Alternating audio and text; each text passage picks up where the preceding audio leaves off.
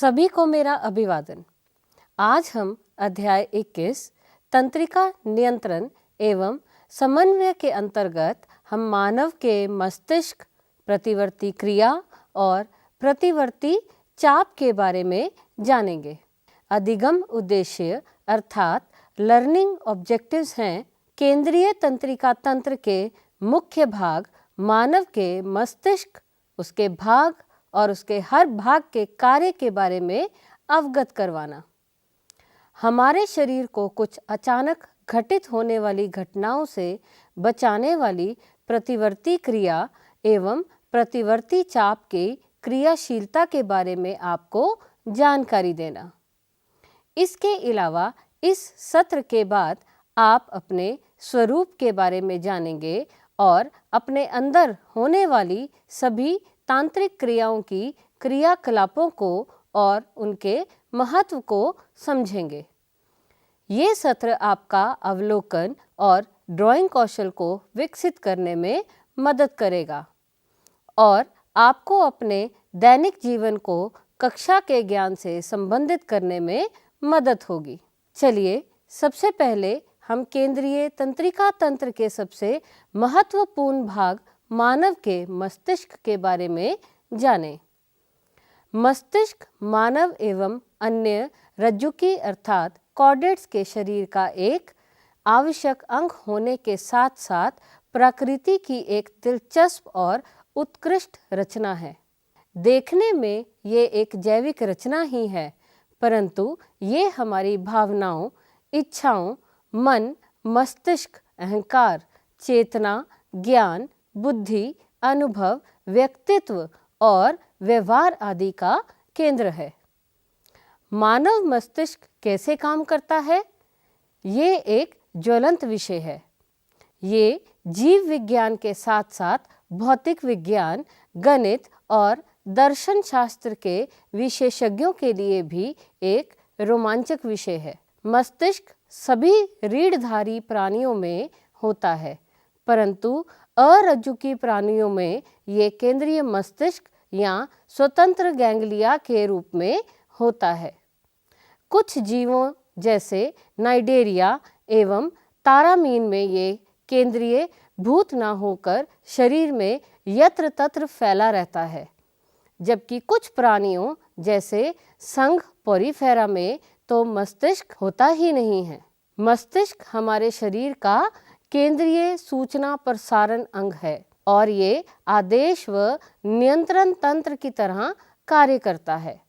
ये ऐच्छिक गमन, शरीर के संतुलन, प्रमुख अनैच्छिक अंगों के कार्य जैसे फेफड़े, हृदय, वृक्क आदि, तापमान नियंत्रण, भूख एवं प्यास, परिवहन, लय, अनेकों अंतःस्रावी ग्रंथियों की क्रियाएं और मानव व्यवहार को नियंत्रित करता है।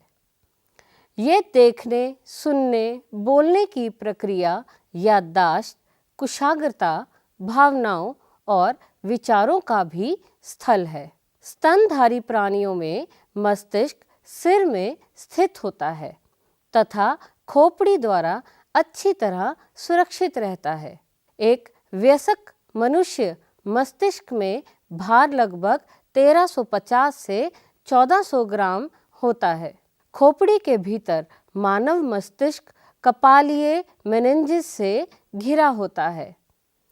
कपालीय मेनिंजिस 3 परतों का बना हुआ है। बाहरी परत ड्यूरा मैटर है जो बहुत पतली होती है और दिए गए चित्र में नारंगी रंग से दर्शाई हुई है।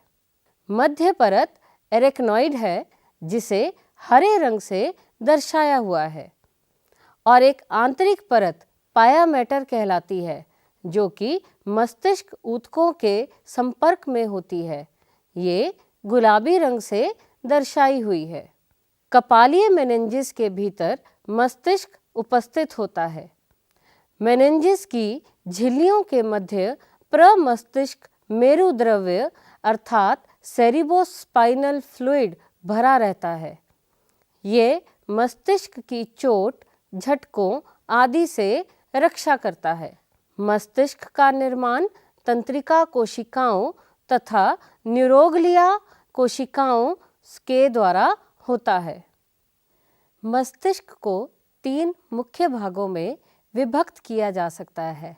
पहला अग्र मस्तिष्क अर्थात फोरब्रेन, दूसरा मध्य मस्तिष्क अर्थात मिड ब्रेन और तीसरा पश्च मस्तिष्क अर्थात हाइंड ब्रेन। मस्तिष्क के तीनों भागों को आप अपनी स्क्रीन पर दिए गए चित्र में स्पष्ट देख सकते हो। अग्र मस्तिष्क नारंगी रंग से दर्शाया हुआ है, मध्य मस्तिष्क को बैंगनी रंग से दर्शाया गया है और पश्च मस्तिष्क को पीले रंग से दर्शाया गया है। हमारा अग्र मस्तिष्क सेरिब्रम, थैलेमस और हाइपोथैलेमस का बना होता है। सेरिब्रम मानव मस्तिष्क का एक बड़ा भाग बनाता है। एक गहरी लंबवत विदर प्रमस्तिष्क को 2 भागों दाएं एवं बाएं प्रमस्तिष्क गोलार्धों में विभक्त करती है। जैसा कि आप चित्र में देख सकते हो, ये गोलार्ध तंत्रिका तंतुओं की पट्टी कॉर्पस कोलोसम द्वारा जुड़े होते हैं। इस चित्र में कॉर्पस कोलोसम हल्के नीले रंग का है। प्रमस्तिष्क गोलार्ध को कोशिकाओं की एक परत आवृत करती है जिसे प्रमस्तिष्क वलकुट कहते हैं तथा ये निश्चित गर्तों में बदल जाती है। प्रमस्तिष्क वलकुट को इसके धूसर रंग के कारण धूसर द्रव्य कहा जाता है। तंत्रिका कोशिकाएं सांद्रित होकर इसे रंग प्रदान करती है। प्रमस्तिष्क वलकुट में प्रेरक क्षेत्र, संवेदी भाग और बड़े भाग होते हैं जो स्पष्टता ना तो प्रेरक क्षेत्र है ना ही संवेदी। ये भाग सहभागी क्षेत्र कहलाते हैं तथा जटिल क्रियाओं जैसे अंतर संवेदी सहभागिता, स्मरण, संपर्क सूत्र आदि के लिए उत्तरदायी होते हैं। इस पथखेरे से माइलिन आच्छादित से आवृत रहते हैं जो कि प्रमस्तिष्क गोलार्ध का आंतरिक भाग बनाते हैं। ये इस परत को सफेद अपारदर्शी रूप प्रदान करते हैं जिसे श्वेत द्रव्य कहते हैं। प्रमस्तिष्क थैलेमस नामक संरचना के चारों ओर लिपटा होता है जो कि संवेदी और प्रेरक संकेतों का मुख्य संपर्क स्थल है। थैलेमस के आधार पर स्थित मस्तिष्क का दूसरा मुख्य भाग हाइपोथैलेमस स्थित होता है। हाइपोथैलेमस में कई केंद्र होते हैं जो शरीर के तापमान, खाने और पीने का नियंत्रण करते हैं। इसमें कई तंत्रिका स्रावी कोशिकाएं भी होती हैं जो हाइपोथैलेमिक हार्मोन का स्रवन करती हैं। प्रमस्तिष्क गोलार्ध का आंतरिक भाग और अंदरूनी अंगों जैसे एमिग्डाला, हिप्पोकैम्पस आदि का समूह मिलकर एक जटिल संरचना का निर्माण करता है जिसे लिम्बिक लोब या लिम्बिक तंत्र कहते हैं। ये हाइपोथैलेमस के साथ मिलकर लैंगिक व्यवहार, मनोभावनाओं की अभिव्यक्ति जैसे उत्तेजना, खुशी, गुस्सा और भय आदि का नियंत्रण करता है। लिम्बिक नाम लैटिन शब्द लिम्बस से लिया गया है। पहले इन संरचनाओं को लिम्बिक लोब के रूप में जाना जाता था। धीरे धीरे अध्ययन करते हुए हमारी समझ बढ़ी और ये समझ आया कि ये क्षेत्र भावनात्मक और प्रेरक प्रक्रियाओं के साथ जुड़े हैं और उन्हें उप संघटक घटकों से जोड़ा। तब इसे लिम्बिक तंत्र कहा जाने लगा। अब हम मध्य मस्तिष्क की बात करते हैं। मध्य मस्तिष्क को मेसेनसेफेलोन भी कहा जाता है। मिजोन एक ग्रीक शब्द मेसोस से लिया गया है जिसका अर्थ है मध्य। मध्य मस्तिष्क अग्र मस्तिष्क के थैलेमस अथवा हाइपोथैलेमस तथा पश्च मस्तिष्क के पोन्स के बीच में स्थित होता है। एक नाल प्रमस्तिष्क तरल नलिका मध्य मस्तिष्क से गुजरती है। मध्य मस्तिष्क के ऊपरी भाग 4 लोबनुमा उभारों का बना होता है, जिन्हें कॉर्पोरा क्वाड्रिजेमिना कहते हैं। यहाँ क्वाडी का अर्थ है 4। इनमें से 2 नीचे और 2 ऊपर होते हैं और उन्हें क्रमशः निम्न और उच्च कैलिकुलस बोला जाता है। कॉर्पोरा क्वाड्रिजेमिना दृष्टि एवं श्रवण का केंद्र है। ये मूल रूप से अग्र मस्तिष्क और पश्च मस्तिष्क को जोड़ता है। उच्च कैलिकुलस हमारे दृष्टि और आंख की हरकतों को नियंत्रित करता है। निम्न कैलिकुलस श्रवण की प्रक्रियाओं को नियंत्रित करता है। स्क्रीन पर दिखाए गए चित्र में आप कॉर्पोरा क्वाड्रिजेमिना को मध्य मस्तिष्क के ऊपर 2 हरे गोलों के रूप में देख सकते हो। अब तो आप ये बता सकते हो ना कि अगर हम स्क्रीन पर देख सकते हैं और आप मेरी आवाज़ सुन सकते हो तो वह हमारे मस्तिष्क के किस भाग में इस प्रक्रिया का प्रक्रमण संसाधन होता है। अब हम पश्च मस्तिष्क के बारे में जानने का प्रयास करते हैं। पश्च मस्तिष्क पोन्स अनुमस्तिष्क एवं मध्यांश अर्थात मेडुला ऑब्लोंगेटा का बना होता है। पोन्स रेशेनुमा पथ का बना होता है, जो कि मस्तिष्क के विभिन्न भागों को आपस में जोड़ते हैं। पोन्स को दिए गए चित्र में समुद्री नीले रंग का रेशे युक्त भाग से दर्शाया गया है।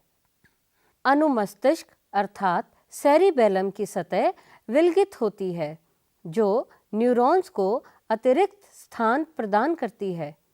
अनुमस्तिष्क इस चित्र में पीले रंग का है। देखो, ऐसा लग रहा है ना जैसे एक पीले रंग का पेड़ टेढ़ा उगा हुआ है। ये पेड़ नहीं अपितु अनुमस्तिष्क है। मस्तिष्क का मध्यांश अर्थात मेडुला ऑब्लोंगेटा मेरुरज्जु अर्थात स्पाइनल कॉर्ड से जुड़ा होता है। मेडुला यानी मध्यांश दिए गए चित्र में गहरे रंग के नीले मेरुरज्जु के ऊपर थोड़े से हल्के नीले रंग से दर्शाया गया है। मध्यांश में श्वसन, हृदय परिसंचारी परिवर्तन और पाचक रसों के स्राव के नियंत्रण केंद्र होते हैं। मध्य मस्तिष्क, पोन्स और मेडुला ऑब्लोंगेटा मस्तिष्क स्तंभ के 3 प्रमुख क्षेत्र हैं। मस्तिष्क स्तंभ मस्तिष्क और मेरुरज्जु के बीच संयोजन स्थापित करता है। मस्तिष्क स्तंभ अर्थात ब्रेन स्टेम मस्तिष्क का एक बहुत छोटा भाग है, जो मस्तिष्क के कुल वजन का सिर्फ 2% है। जैसा कि मैंने बताया, ये हृदय और श्वसन दर को नियंत्रित करने में और हृदय एवं श्वसन क्रिया को विनियमित करने में महत्वपूर्ण भूमिका निभाता है। इसमें से 10 कपाल नसें निकलती हैं और कुछ नसों के माध्यम से चेहरे और गर्दन को मुख्य आवेगी और संवेदी तंत्रिकाओं की आपूर्ति भी होती है। विद्यार्थियों, क्या कभी आपके साथ ऐसा हुआ है कि आपने किसी गर्म बर्तन को गलती से छू लिया हो? तो आपने क्या किया? अपना हाथ बर्तन से हटा लिया, है ना? आपने अपना हाथ हटाने के लिए सोचने में कितना समय लिया? ये सारी प्रतिक्रिया पलक झपकते ही हो गई ना? और आपको बाद में समझ आई कि आपका हाथ कब हट गया। ऐसा प्रतिवर्ती क्रिया के कारण होता है। ऐसा हम तब महसूस करते हैं जब हमारे शरीर का कोई अंग अत्यधिक गर्म, ठंडी, नुकीली वस्तु या जहरीले अथवा डरावने जानवर के संपर्क में आता है। प्रतिवर्ती क्रिया की संपूर्ण क्रियाविधि एक अनैच्छिक क्रिया है, जो कि परिधीय तंत्रिकीय उद्दीपन के फलस्वरूप केंद्रीय तंत्रिका तंत्र के भाग विशेष की अनुपस्थिति में होती है। प्रतिवर्ती क्रियापथ अभिवाही न्यूरॉन यानी गृहीत अर्थात एफरेंट न्यूरॉन और अपवाही न्यूरॉन यानी प्रभावक या उत्तेजक अर्थात एफरेंट न्यूरॉन जो कि निश्चित क्रम में लगे होते हैं से बना होता है। आपकी स्क्रीन पर दिए गए चित्र में आप प्रतिवर्ती चाप का आरेख देख रहे हो। इस चित्र में निर्जक रिफ्लेक्स को दर्शाया गया है।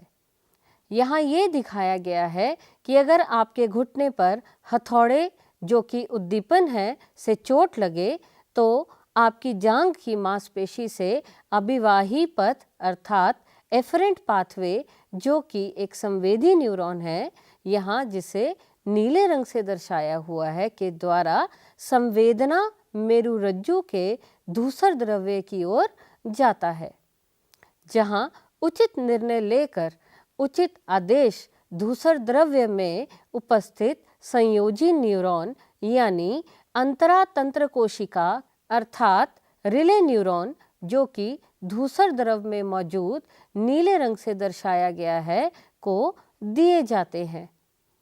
ये कोशिका संवेदनाओं के प्रेरक न्यूरॉन यानी मोटर न्यूरॉन अपवाही पथ अर्थात इफेक्टर पाथवे को प्रेरित करती है और कार्यकारी अंग या पेशी तक पहुंचाते हैं, जिससे उचित अनुक्रिया होती है। इससे पहले कि अब हम इस सत्र को समाप्त करें, आइए हम एक त्वरित पुनरावृत्ति करते हैं। विद्यार्थियों, आज के सत्र में आपने सीखा कि केंद्रीय तंत्रिका तंत्र के मुख्य भाग मानव का मस्तिष्क, जिसके अंतर्गत आपने अग्र मस्तिष्क, मध्य मस्तिष्क एवं पश्च मस्तिष्क के बारे में जाना। हमने ये भी जाना कि प्रतिवर्ती क्रिया में प्रतिवर्ती चाप में कौन कौन सी तंत्रिकाएं कोशिकाएं की भूमिका होती है। विद्यार्थियों, आपके लिए कुछ प्रश्न जो आपको अपनी कॉपी में करने हैं। पहला प्रश्न, थैलेमस और हाइपोथैलेमस के बीच में अंतर बताइए। दूसरा प्रश्न, मानव मस्तिष्क का सर्वाधिक विकसित भाग कौन सा है। तीसरा प्रश्न है, कपाली तंत्रिका एवं मेरुरज्जु तंत्रिका में भेद बताएं। आशा करती हूँ कि आज का सत्र आपके लिए बहुत उपयोगी रहा होगा। आपसे फिर मुलाकात होगी, तब तक के लिए आपसे विदा लेती हूँ। नमस्कार।